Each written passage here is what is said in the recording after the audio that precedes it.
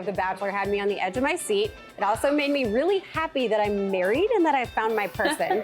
I'm actually glad that you two have seemed to find your person too. So Susie, Clayton, welcome to Living 757. Thank you for coming on the show. Thank you. Now, when I told my husband that I was going to do this interview today, he goes, wait, that's real? Like, I thought all of that was just for television. So what would you say to anyone who thinks that The Bachelor is just for TV?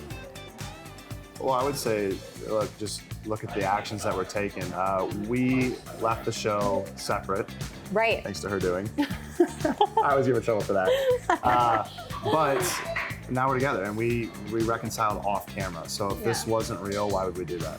That's the simple answer. Okay. Definitely. I think, and a lot of people have come up to me and said, oh, it's scripted or this or that, but I'm like, I mean, it's really not. Like, you get put in scenarios, we have these great dates, but all of your actions are up to you, so it's not scripted. And yeah, I think that's the best way to say it, is that we reconciled off camera. We didn't have to, there was no pressure from anybody, and here we are. Right. Now, side question to that, you are always dressed fantastically. Did they provide wardrobe? They did not. They did provide my final dress at the very end. The white one? Yeah, the white dress. So pretty. Thank you. Yeah, I love that gown. But no, a lot of us shared our clothes throughout the whole season. Okay. Yeah, so it was fun. There was a lot of really fashionable girls. Okay. Yeah. Now, what is the most awkward part, or what is the weirdest part about falling in love on camera, or just about the cameras being around in general? I couldn't get past it. You couldn't? From our first date, I remember he said something to me about, like, oh, I feel like you're, pulling back, or you keep like putting distance between us or something. And I was like, this is so weird. Like, he just kissed me, and there are like 3 people around, and there's cameras. Like 2 months in, she still had issues with kissing me on camera. Yeah, I was like, it's not private. I was like, people are watching us. There's people in the room. And so it just feels weird. I'm like, I wouldn't like sit there and, I don't know, even have conversations with my, partner that we've had on camera, not only with other people in the room, but knowing that people are going to watch it back. So I never got used to it. And I would always talk about it to him. I was like, this is just too weird for me. Okay. Yeah. Speaking of too weird and awkward, you're the first woman in Bachelor history to turn down that final rose. You said no. You were like, I'm done here. Yeah. I'm not your person. You're not my person. Yeah. How did this happen? Like, I need to know how exactly this transpired. Well, I left Iceland knowing that was the best decision for myself to kind of end things. But I think the easiest way to say is that we were no longer in an environment where we could facilitate the conversations that we needed to have to see if we wanted to pursue a relationship. And I think we both feel now that leaving there alone was what was best for both of us ultimately.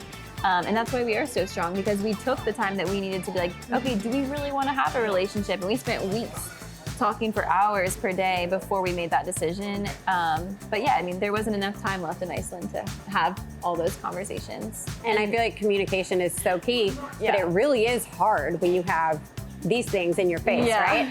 Yeah, it absolutely can be. And I think it's funny, there was multiple times throughout the season where I would look and I could see the cameraman smiling, and I always wonder, is this something I did? And so like, it is a whole other dynamic that you're kind of like not used to. Yeah. You're like, did I just say something stupid? Why is he smiling? Is he just having a good day? Or is it because of something I said?